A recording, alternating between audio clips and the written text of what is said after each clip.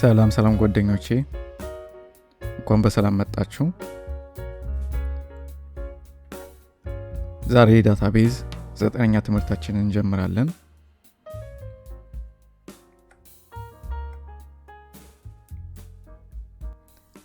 ዛሬ የምንመለከተው ሁለት ቁልፍ ቃላትን እንመለከታለን።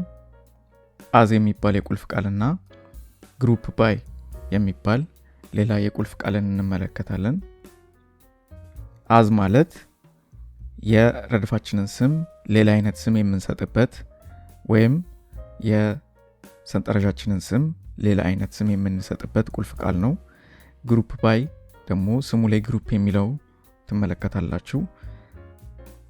በሰንጠረዣችን ውስጥ ያሉትን መረጃዎች በቡድን የምናስቀምጥበት የቁልፍ ቃል ነው።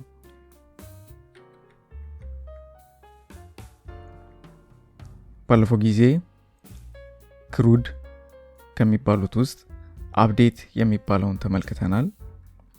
አፕዴት ሰንጠረዣችን ውስጥ ያለውን መረጃ የምንቀይርበት ወይም ሌላ አይነት መረጃ የምንሰጥበት ቁልፍ ቃል ነው።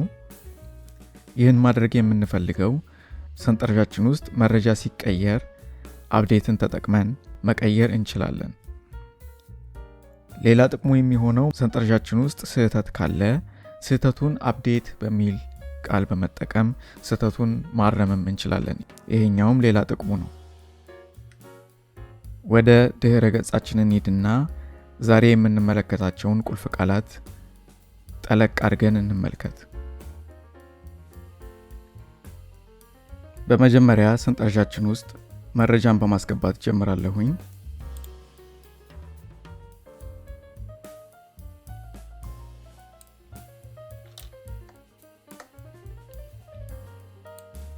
መረጃ ያስገባንበትን የሰሌክት ኩዌሪዎች ወይም የሰሌክት ጥያቄዎች አስወግዳቸዋለሁኝ። መጀመሪያ ከአዝ እንጀምራለን። አጻጻፉ ሰሌክት የረድፋችንን ስም እንጽፋለን። አዝ ብለን አዲስ የረድፍ ስም እንሰጠዋለን። እዚህ ጋር ይህን የምናደርግበት አንዱ ምክንያት የረድፋችንን ስም የበለጠ ማብራሪያ እንዲኖረው ማድረግ ስንፈልግ፣ የበለጠ ገላጭ የሆነ ስም እንዲኖረው ስንፈልግ መጠቀም እንችላለን። እነዚህ መረጃዎች ሰንጠረዣችን ውስጥ አሉ። የሚቀጥለውን የሰሌክት ጥያቄ መልሱን ሁለተኛው ላይ እናገኛለን።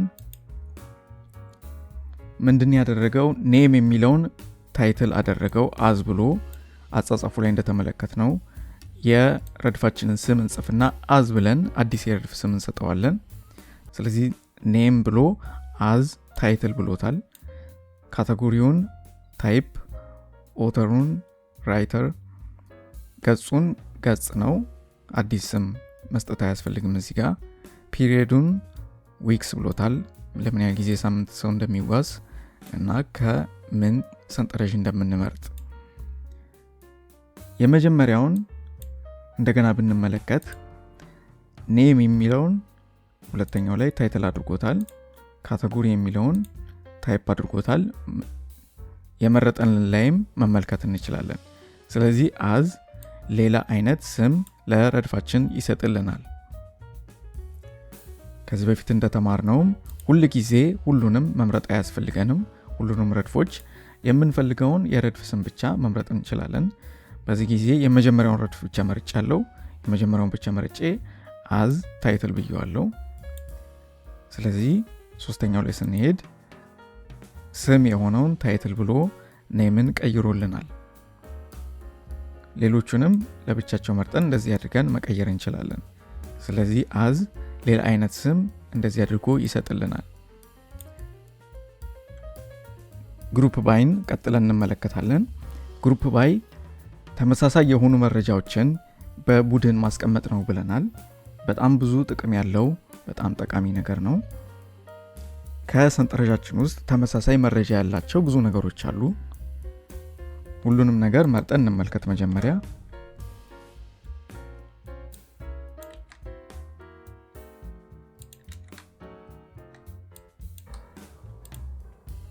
ገጽ አንድ ላይ ብንሄድ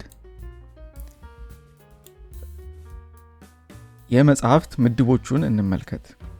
ከመጽሐፍት ምድቦች ውስጥ ኖቨል የሚል ያላቸው መጽሐፍት አሉ። ስለዚህ እነዚህ መጽሐፍት በኖቨል ስር መድበን ማስቀመጥ እንችላለን። ፊክሽን የሚል ራሳቸውን የቻሉ መጽሐፍት አሉ። ኮሚክ የሚል ራሳቸውን የቻሉ መጽሐፍት አሉ። እነዚህን መጽሐፍት በእንደዚህ አይነት መንገድ ቦድነን ማስቀመጥ እንችላለን። በዛው በተመሳሳይ መንገድ ብዙ መጽሐፍት በአንድ አይነት ጸሐፊ የተጻፉ መጽሐፍት አሉ። እነሱንም በየራሳቸው ቡድን ስር ማስቀመጥ እንችላለን። ለምን ያህል ጊዜ ሳምንት መዋሰን የምንችላቸውንም አንድ አይነት ሳምንት ጊዜ ያላቸውን ለብቻቸው በቡድን አድርገን ማስቀመጥ እንችላለን። ይህ ብዙ ጥቅም አለው። ለምሳሌ የትኞቹ መጽሐፍት አንድ አይነት ቡድን እንዳላቸው ለማየት ከፈለግን ወይም ደግሞ አንድ አይነት ቡድን ያላቸው መጽሐፍት ስንት እንደሆኑ ማወቅ ከፈለግን በዚህ መንገድ መጠቀም እንችላለን። ይሄኛው ገጽ 2 ላይ ነው ያለው። እዚህ ጋር ምንድነው ያደረግነው? በመጽሐፍቱ ምድብ በቡድን አስቀምጠናቸዋል። ምን አልኩኝ? ግሩፕ ባይ አልኩኝና በካታጎሪ መድብልኝ አልኩት። ስለዚህ 2 ላይ ኒድ እንመልከት። ሌላ ምንድነው ያደረግኩት? ቆጠርኩኝ። ካታጎሪውን ሰሌክት አደረግኩኝ። ከዛ ቆጠርኩኝ። ደግሞ ቁጥሩን as amount ብየዋለሁኝ። as amount ባልለው ኖሮ ምን ያድርጉ ያስቀምጥ ነበር? ካውንት ብሎ የኮከብ ምልክት ያስቀምጥ ነበር። እሱን ለብቻው ራን ላድርግና ላሳያቸው። ካውንት አድርጎ የኮከብ ምልክቱን ያስቀምጥልኛል። ይሄኛው ምን እንደሆነ አይታወቅም። ስለዚህ as amount ልዋለሁኝ። ሰው ይሄንን ሳይ amount እንደሆነ ያውቃል ማለት ነው። ስለዚህ የas ጥቅሙ አንድ ይሄም ነው። ካታጎሪውን መረጥኩኝ፣ ቆጠርኩኝ። በግሩፕ ባይ ካታጎሪ ብያለሁኝ። ባዮግራፊ ያለው አንድ ብቻ ነው። ኮሚክ 2 ነው። ዲቴክቲቭ 2 ነው። በፊክሽን ቡድን ስር ያሉት 2 ናቸው። በኖቨል ስር ያሉት 3 ናቸው። እንደገና መርጠን እንመልከት ሁሉንም። ምን አለን? በባዮግራፊ 1 ነው ብሎናል። ልክ ነው። ባዮግራፊ ስር 1 ነው ያለው። በኮሚክ ስር 2 ነው። ኮሚክ ስር 2 ነው ያለው። መጨረሻውን ብንመልከት በኖቨል ስር 3 አለ ይለናል። በኖቨል ስር ብንመድባቸው 3 ይገኛሉ።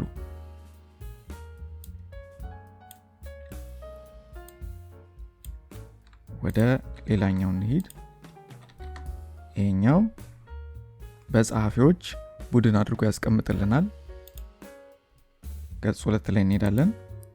ካውንት የሚለው number of written books ብለናል። ምን ያህል መጽሐፍት እንደጻፉ ለመግለጽ ነው። ጸሐፊ 1 3 መጽሐፍ ጽፏል። ጸሐፊ 2 1 መጽሐፍ ጽፏል። ጸሐፊ 3 3 መጽሐፍ ጽፏል።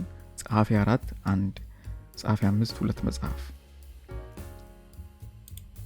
ስለዚህ በግሩፕ ባይ ጥቅሙን አይታችኋል። እዚህ ጋር ካውንት አድርጎ ለምሳሌ ብዙ ነገር ማድረግ እንችላለን። ካውንት ብቻ አይደለም፣ ግን ካውንት ጥቅሙን በግልጽ የሚያሳየን ነገር ነው። ስለዚህ እንደዚህ በቡድን አድርገን ማስቀመጥ እንችላለን። ሁሉንም ራን አድርገን ብንመለከት ይሄ በየሳምንቱ ነው። ገጽ 3 ላይ ብንሄድ ካውንት ብሎታል። as count እዚህ ጋር ለምሳሌ number of ስንት መጽሐፍት እንደሆኑ ስለሚያሳየን ገጽ 3 ላይ ነው። አንድ ሳምንት የምንዋሳቸው 3 መጽሐፍት ናቸው። 1 2 3 እዚህ ጋር በየገጹ ነው ቦድ ነው የሚያስቀምጥልን። ገጽ 4 ላይ ብንሄድ 4 ገጽ ያላቸው አንድ ናቸው። 250 ገጽ 2 መጽሐፍት አሉ። ሌሎችም 2 መጽሐፍት እንዳሉ ይነግረናል። አንድ አይነት ገጽ ያላቸው። በብዛትም ገጽ 5 ላይ ብንሄድ 3 ያለን 2 መጽሐፍት ነው። 45 መጽሐፍት 2 ብቻ ናቸው ያሉን።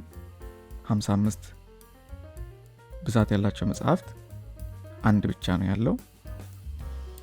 የግሩፕ ባይ ጥቅምን በዚህ ምሳሌ አይተናል።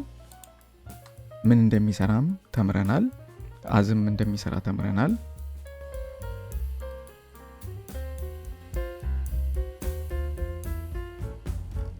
የዛሬውን ትምህርት በዚሁ ጨርሰናል።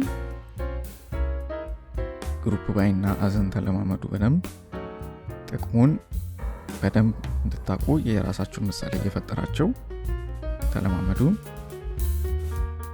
በሚቀጥለው ጊዜ እስከምንገናኝ ሰላም ሁኑ